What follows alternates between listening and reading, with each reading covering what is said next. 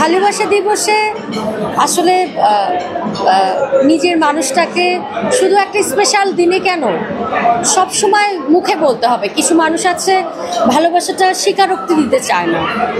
আমি মনে করি এটা বলতে হয়। দিন শেষে আপনারা কাজ করে ফিরে যদি আপনার সহধর্মিণীকে কাছে ডেকে বলেন যে আমি তোমাকে অনেক ভালোবাসি, এই যে মানুষটা এত ক্লান্তি নিয়ে আপনার অপেক্ষায় ছিল, তার জীবন কিন্তু সার্থক। আমাদের মনে হয় প্রত্যেকটা মানুষকে প্রকাশ করা উচিত। যেমন অনেক মানুষ অনেক কিছু পারে কিন্তু সে বলতে পারে না, বলার অভ্যেসটাও করা উচিত।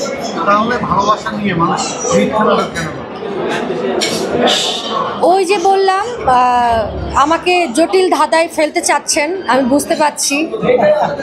আমি তো জার্নালিস্ট ভাইদের সঙ্গে পারবো না। হ্যাঁ, তো অভিনয়টা আসলে দেখেন যে মাঝে মাঝে আমরা অনেক সময় অনেক পরিস্থিতির শিকারে পড়ে যাই, হয়তো বা এটা আমাদের ভাগ্যের উপরে পড়ে যায়।